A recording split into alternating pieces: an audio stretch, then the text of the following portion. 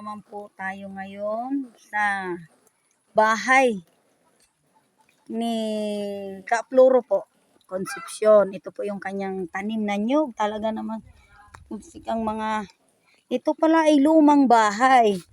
Ayan, hindi na po sila nakatira dyan. Ayan po ang kanyang mga pananim. Ang dami po, ayan.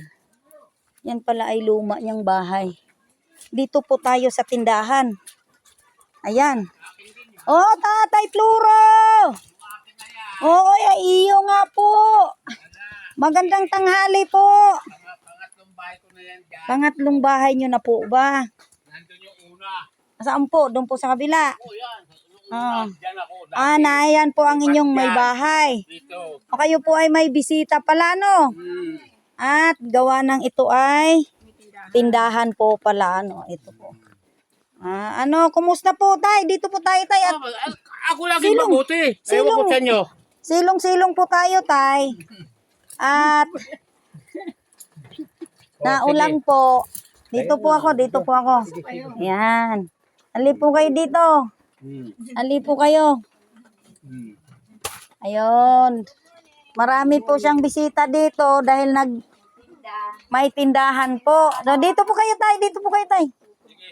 Sige. Umupo po kayo dito sa inyong mahiwagang upuan. Maraming sampay na labas. Oo. Si Tatay Pluro nga pala ay 84 years old na po. O, upo po muna kayo. Yan. Upo. Yan.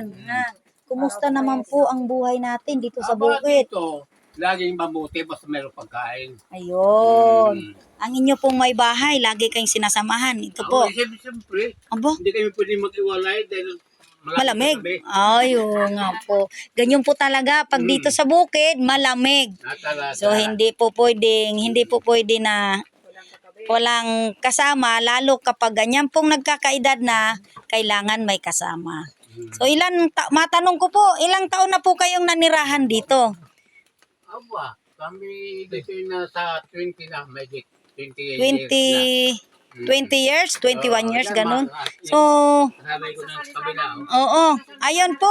At ka lang po ha. Titingnan ko po yung inyong mga tanim.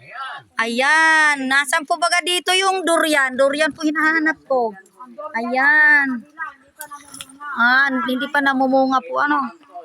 Yan, naulam po. Ayun po ang tanim ni Tatay. Talaga namang, Tay, napakasipag nyo. Ayan, ang daming bunga ng nyog. Ayan, ang pili po, makikita po ba natin yon? Nasa likod po.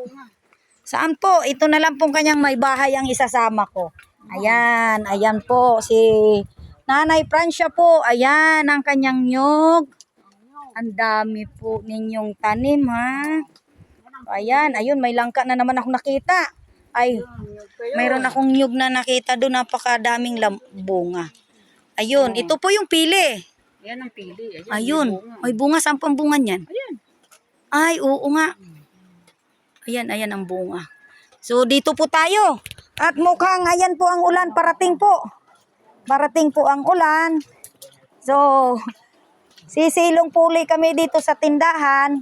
Ayan, Tay, pasilong po ulit, Tay. Oo. Ayan, at parating nga po ang ulan. Ano? Oo, doon po tayo ulit, Tay. Yan. Ngayon po, yan, samahan niyo po si Tatay. Hindi, samahan niyo po dito. Nasaan na yun? Ayan, bitbitin niyo po yan. Sige, para, ayun, may mga manok. Ayan, may dala po si Nanay Franciang pili po. Ayan, ang lakas na po ng ulan. Yun na yung mga manok niya. Ayun, nandun po. So, Tatay, upo po muna kayo. Yan. Ano pong masasabi ninyo sa tagal na po ninyong nanirahan dito? Ano pong mahihiling ninyo sa ating Pangulong Bongbong Marcos po? Sabihin niyo po. Ang unang-una, kaya kayo na rito para sa magkaroon ng kunting mga taniman. May iba pa ng sarili na masasabi. Oo. Sana maibigay na po sa inyo bago pa man tayo mamuti ang buhok po o puti na po ang buhok natin. Puti na po ang buhok natin. Ano? So, yan po ang munting kahilingan ni Tatay Floro Concepcion na sana po maibigay na yung papel bago man lang mawala sa mundo, sa tagal na naman na narito, mahawakan man lang kahit sa dulo lang ng papel na ito ay kanya ng pag-aari. Ano po, yung kanyang lugar na sinasaka, ang kanyang farm na sinasaka, yung po ang gusto ni Tatay Floro. Sige po tayo. Marami pong salamat at magandang tanghali po, Tatay Floro. Maraming salamat sa lahat.